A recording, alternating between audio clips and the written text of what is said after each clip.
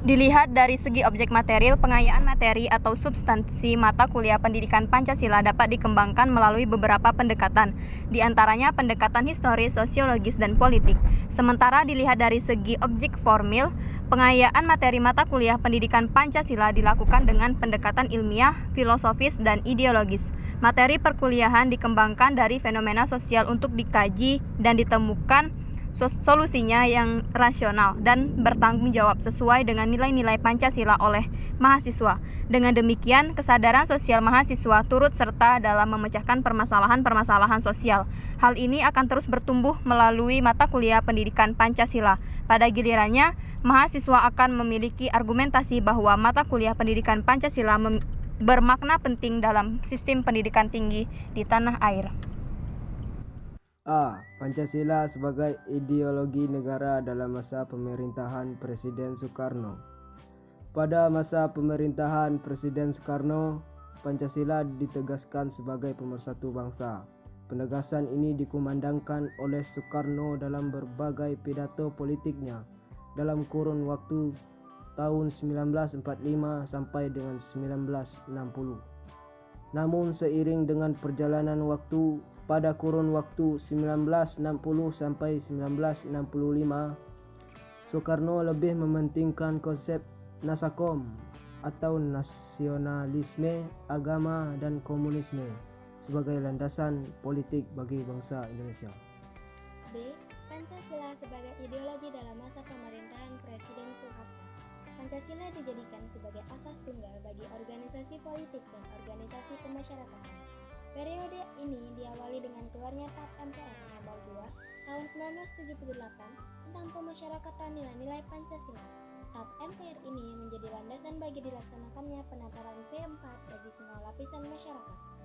Akibat dari cara-cara rezim dalam memasyarakatkan Pancasila memberi kesan bahwa tafsir ideologi Pancasila adalah produk rezim Orde Baru atau monotafsir ideologi yang berkuasa pada waktu itu. C. Pancasila sebagai ideologi dalam masa pemerintahan Presiden Habibie. Presiden Habibie menggantikan Presiden Soeharto yang mundur pada 21 Mei 1998. Atas desakan berbagai pihak, Habibie menghapus penataran P4. Pada masa sekarang ini, resonansi Pancasila kurang bergema karena pemerintahan Habibie lebih disibukkan masalah politis, baik dalam negeri maupun luar negeri. Di samping itu, lembaga yang bertanggung jawab terhadap sosialisasi nilai-nilai Pancasila dibubarkan berdasarkan Kepres nomor 27 tahun 1999 tentang pencabutan Kepres nomor 10 tahun 1979 tentang Badan Pembinaan Pendidikan Pelaksanaan Pedoman Penghayatan dan Pengamalan Pancasila BP7. Sebenarnya, dalam Kepres tersebut dinyatakan akan dibentuk 131 lembaga serupa, tetapi lembaga khusus yang mengkaji, mengembangkan, dan mengawal Pancasila hingga saat ini belum ada. D. Pancasila sebagai ideologi dalam masa pemerintahan Presiden Abdurrahman Wahid. Pada masa pemerintahan Presiden Abdurrahman Wahid, muncul wacana tentang penghapusan ketetapan nomor 25 /MPRS/1966 tentang pelarangan PKI dan penyebarluasan ajaran komunisme.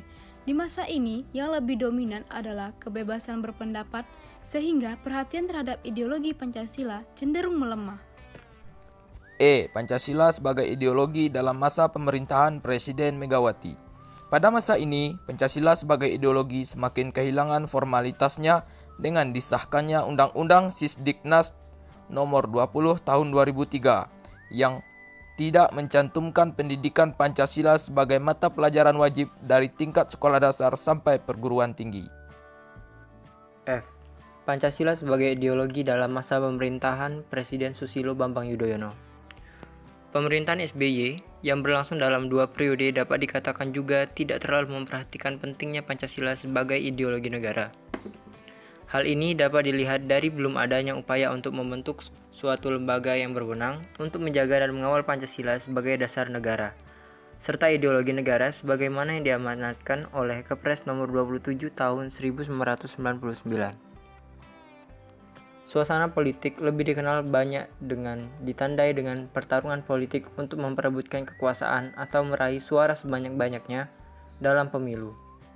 Mendekati akhir masa jabatannya, Presiden SBY menandatangani Undang-Undang Nomor 12 Tahun 2012 tentang pendidikan tinggi yang mencantumkan mata kuliah Pancasila sebagai mata kuliah wajib pada pasal 35 ayat 3.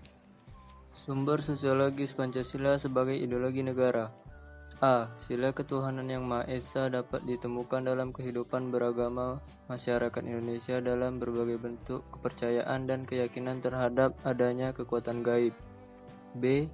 Sila kemanusiaan yang adil dan beradab dapat ditemukan dalam hal saling menghargai dan menghormati hak-hak orang lain, tidak bersikap sewenang-wenang. C. Sila persatuan Indonesia dapat ditemukan dalam bentuk solidaritas, rasa setia kawan, rasa cinta tanah air yang berwujud pada mencintai produk dalam negeri. D. Sila kerakyatan yang dipimpin oleh hikmat kebijaksanaan dalam permusyawaratan perwakilan dapat ditemukan dalam bentuk menghargai pendapat orang lain, semangat musyawarah dalam mengambil keputusan. E. Sila keadilan sosial bagi seluruh rakyat Indonesia tercermin dalam sikap suka menolong, menjalankan gaya hidup sederhana, tidak menyolok atau berlebihan. Sumber politis Pancasila sebagai ideologi negara. A. Sila ketuhanan yang Maha Esa diwujudkan dalam bentuk semangat toleransi antar umat beragama. B. Sila kemanusiaan yang adil dan beradab diwujudkan penghargaan terhadap pelaksanaan hak asasi manusia di Indonesia. C. Sila persatuan Indonesia diwujudkan dalam mendahulukan kepentingan bangsa dan negara daripada kepentingan kelompok atau golongan termasuk partai. D. Sila kerakyatan yang dipimpin oleh hikmat kebijaksanaan dalam permusyawaratan perwakilan diwujudkan dalam mendahulukan pengambilan keputusan berdasarkan musyawarah daripada voting. E. Sila keadilan sosial bagi seluruh rakyat Indonesia diwujudkan dalam bentuk tidak menyalahgunakan kekuasaan untuk memperkaya diri atau kelompok, karena penyalahgunaan kekuasaan itulah yang menjadi faktor pemicu terjadinya korupsi.